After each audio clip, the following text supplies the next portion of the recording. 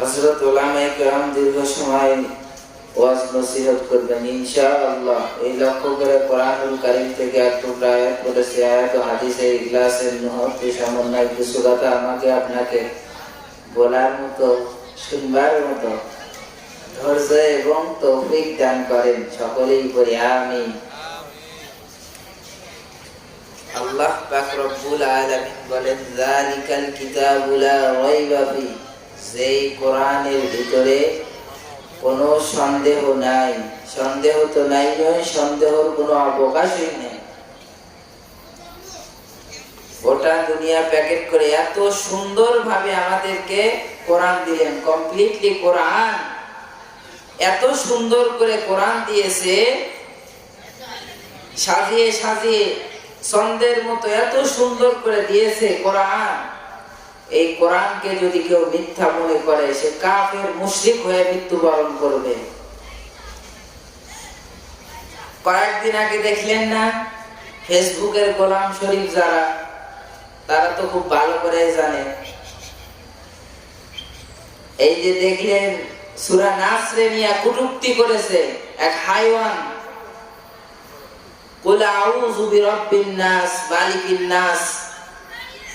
এই সূরাটা আবার গানের সাথে লাগাইছে, তালে তালে বলতেছে।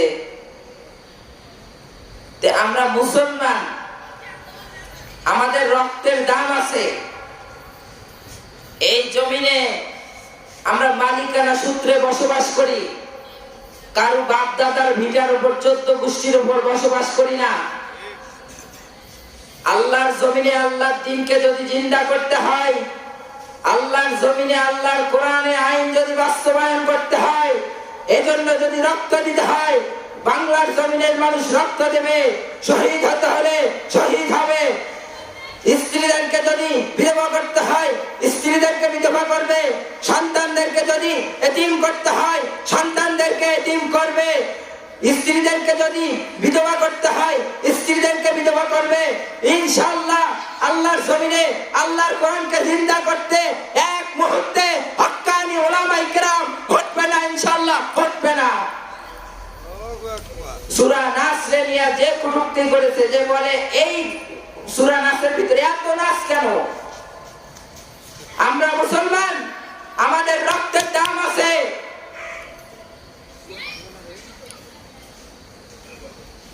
5ই আগস্টে যুগের নব্য ফেরাউনে হটানো হয়েছে। আবার ডাকসুর নির্বাচনে যুবকেরা দেখায় দিয়েছে, আমরা বাংলার জমিনে নতুন করে আল কোরআনের আইন প্রতিষ্ঠাতা করব। ইসলামের লা ইলাহা ইল্লাল্লাহ কালেমার ছায়াতলে আমরা বড় হয়েছি। লা ইলাহা ইল্লাল্লাহ, এই কালেমার ছায়াতলেই আমাদের মৃত্যুবরণ করতে হবে। ঠিক, বাংলার জমিনে নতুন করে আবার ইসলাম হবে। কাজী হে যুবক, দুনিয়াকে নিয়ে রঙিন স্বপ্ন বাদ দাও, জিহাদের স্বপ্ন বুকে লালন করো। এখন থেকে কাফনের কাপড় রেডি রাখো। যুদ্ধ করতে হলে যুদ্ধ করব, রক্ত দিতে হলে রক্ত দিব। আবু হুযায়ফার মতো ইতিহাসে রচনা করে নাম লেখা যাবে ইনশাআল্লাহ। এই জমিনে আমি ভালো করে বলি, এই জমিনে আমরা থাকবো, খুনিরা থাকবে না। এই দেশে আমরা থাকবো, টেন্ডারবাজ থাকবে না। এই দেশে আমরা থাকবো, দাদাবাজ থাকবে না। এই দেশে আমরা থাকবো, ঘুষারু থাকবে না। ইনশাআল্লাহ হক্কানি উলামায়ে কেরামের দেশ হবে। এবারের দেশ হবে আল কোরআনের বাংলাদেশ। মুহতারাম মুআজ্জিজ হাজিরিন, আল্লাহ এত সুন্দর করে কোরআন দিয়েছেন, যালিকাল কিতাবু লা রাইবা ফি, কমপ্লিটলি কোরআন ছন্দের মতো সাজিয়ে সাজিয়ে আমাদেরকে কোরআন দিয়েছে। এই কোরআনকে নিয়ে এক বেঈমান কাফের সূরা নাসরে নিয়ে কটূক্তি করেছে। আর যদি নবীকে নিয়ে, তার রাসূলকে নিয়ে যদি কটূক্তি করা হয়, বাংলার জমিনের মুসলমান রক্ত পিতা যেতে দেবে না। বাংলার জমিনের মুসলমান এজন্য যদি রক্ত দিতে হয়, আবার রক্ত দেবে। মাথায় কাফনের কাপড় বেঁধে আবার শহীদ গায়েতে জমায়েত হবে ইনশাআল্লাহ। তার জিহ্বা টেনে ছিঁড়ে ফেলে দেওয়া হবে। আল্লাহর কোরআনকে নিয়ে এবং রসুলকে নিয়ে যদি কটূক্তি করা হয়, মুসলমান বসে থাকবে না। আমরা মুসলমান, আমাদের রক্তের দাম আছে ইনশাআল্লাহ। এবারের দেশ হবে ইসলামের দেশ, আমরা সকলেই দেখতে চাই। কারণ যুবকেরাও ডাকসু নির্বাচনে দেখা দিয়েছে আমরা নতুন করে ইসলাম চাই। এই জন্য মুসলমান হুজুররা সবাই ঠিকই আছে, আপনারা ঠিক হয়ে যান। ঢাকার রমনায় দেখলেন না, ইসলামিক যতগুলো 8টা দল আছে, এই 8 দলের ঢাকায় বিশাল বড় সমাবেশ হয়ে গেল। ফেসবুকের গোলাম শরীফ যারা, মোবাইলের গোলাম শরীফ যারা, এরা খুব ভালো করেই জানে হুজুররা অনেকেই বলে হুজুররা ঠিক নাই, আমরা কি ঠিক হবো? হুজুররা সব ঠিকই আছে, মেয়ে আপনারা ঠিক হন। সাধারণ পাবলিক জনগণ এদের মধ্যে একটা বিভ্রান্ত সৃষ্টি হয়ে আছে। হুজুররা এই করে ওই করে, পেটে বোম মারলে সূরা ফাতিহা জানে না। হক্কানি উলামায়ে কেরাম বড় বড় আলেমদের ভুল ধরে, এত বড় সাহস তাদের। আলিফ বা সূরাই পারে না, সূরা ফাতিহাই পারে না, হে ধরে বড় বড় উলামায়ে কেরামের ভুল। রাজনীতির আপনি সব দিক দিয়ে দেখাইতেছেন যে কোরআন ঠিক, অনেকেই বলে কোরআনে তো রাজনীতি নাই। সব দিক দিয়ে কোরআন ঠিক আছে, রাজনীতির বেলা কি কোরআন দুর্বল? আপনি তো এটাই বুঝাইতেছেন যে কোরআনে রাজনীতি নাই। আপনি কোরআন খুলে দেখেছেন? কোরআন পড়েছেন? ছয়নি তো কোনোদিন, মায়ের পেটে থেকে জন্ম যেদিন হয়েছেন এই দিন তো কোরআন ছয়নি, আপনি বড় হয়েছেন এমনি খালি। এই জন্য মুসলমান সাবধান, আমাদের হুঁশিয়ার হওয়া দরকার। সুদের বিরুদ্ধে কথা বলে হুজুর এই সুদের বিরুদ্ধে কথা বলেন না, অন্য বয়ান নাই। রাজনীতির কথা বললে বলে হুজুর এই বয়ান কইলেন না, অন্য বয়ান নাই। কেন? আপনি সমস্ত দিক দিয়ে ভাবতেছেন যে কোরআন ঠিক, কিন্তু রাজনীতির বেলায় কোরআন দুর্বল। আপনি তো এটাই প্রমাণ করতে চাইতেছেন। বাংলাদেশে এখনো নতুন করে স্বাধীন হয় নাই। বাংলার জমিনে যেদিন নতুন করে আল কোরআনের পতাকা লা ইলাহা ইল্লাল্লাহ পতপত করে উঠবে, আর দেখবেন হক্কানি উলামায়ে কেরাম যেদিন খোলা ময়দানে ওয়াজ করতে পারবে, বাংলার জমিনে কোরআনী আইন শাসন বাস্তবায়ন হবে, এই দিন হবে আবার নতুন স্বাধীনতা।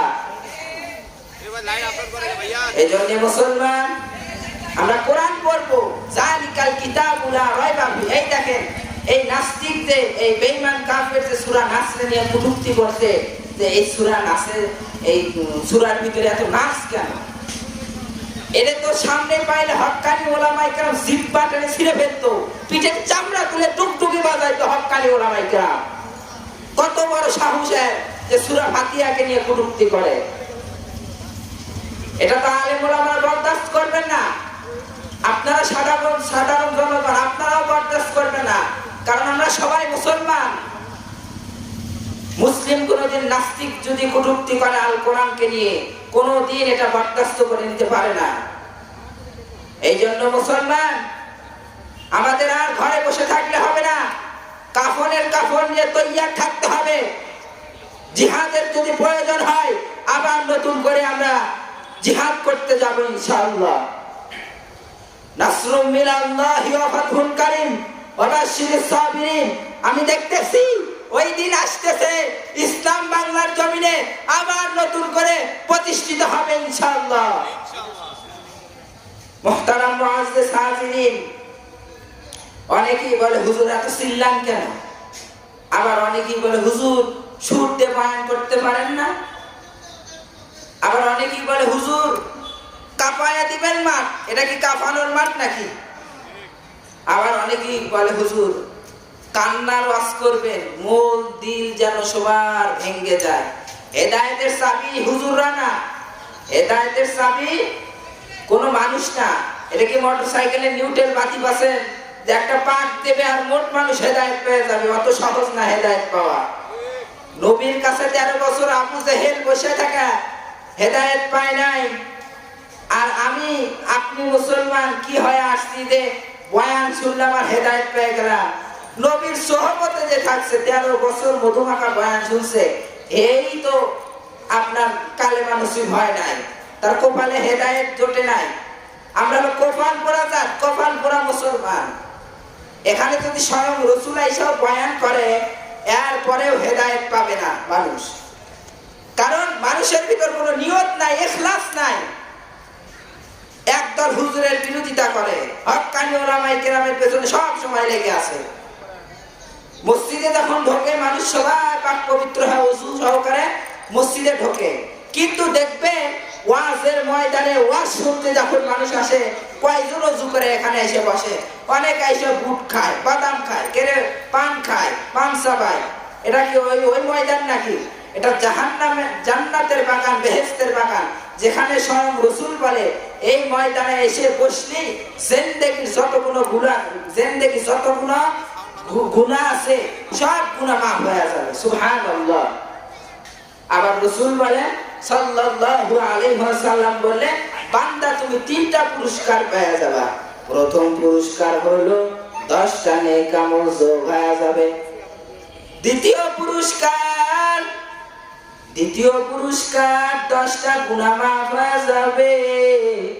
তৃতীয় পুরস্কার 10 গুণ মর্যাদা আল্লাহর আরশে বৃদ্ধি পাওয়া যাবে। সুবহানাল্লাহ কন্যা। এরে আল্লাহর বান্দারা, এরে আমার কলিজার যুবক, কয়দিন আর ঘোরাফেরা কইরা সময় নষ্ট করবা? এখনো সময় আছে, তাওবা করিয়া নাও। হায়াতের মালিক আল্লাহ, ইজ্জতের মালিক আল্লাহ, সম্মানের মালিক আমার আল্লাহ। কয়দিন আর দুনিয়াতে বাহাদুরি করবে? এখনো সময় আছে, তাওবা করিয়া নেন। এই যে এখানে আজকে মাহফিল হইতেছে, অনেকে আসছে ওয়াজ শোনার নিয়তে, কিন্তু কপালে নাই, হেদায়েত নাই। ওই যে দেখেন এখানে হয় জান্নাতের বাগান, আর ওই পাশে হয় ওয়াজের উপলক্ষে জাহান্নামের বাগান। নারী আর পুরুষ মিলে সমানে সমানে ঘুরতেছে, তাও আবার বেপরদায়। রাস্তায় ঘাটে ঘাটে বাধা। আবার দেখবেন আর এক যুবক আসছে, নারী তালাশ, নারীর পাগল। অনেক যুবকেরা নারীর পাগল, নারী তালাশ করতে আসছে, কপালে নাই, বসতে পারে নাই, জিন্দেগীর গুনাহগুলো মাফ করে নিতে পারে নাই। এলে আল্লাহর বান্দারা এখনো সময় আছে, তাওবা করে নেই। 12টা মাস 1টা বছর, 24টা ঘন্টা আলেমরা আমরা কুত্তার মতো দৌড়াইতেছে। আজকে তো বয়ান করার কথা হিন্দুদের পাড়ায় গিয়া, খ্রিস্টানদের গির্জায় গিয়া। তুমি মুসলমান, তোমার পেছনে তালি দিতে সময় শেষ। হিন্দুদের পাড়ায় গিয়া বয়ান করবে কখন? খ্রিস্টানদের গির্জায় গিয়া বয়ান করবে কখন? এখনো সময় আছে, তাওবা করিয়া নেন। হায়াতের মালিক আল্লাহ, ইজ্জতের মালিক আল্লাহ। সময় থাকতে তাওবা করিয়া নেন। এখনো সময় আছে, নামাজ ধরেন, রোজা ধরেন, তাওবা করিয়া নেন। পাহাড় পরিমাণ যদি গুনাহ কইরা থাকেন, তাহলে এখনো সময় আছে। তাওবা করার সঙ্গে সঙ্গে আমার আল্লাহ আপনাকে মাফ কইরা দিবে। আমিন আমিন।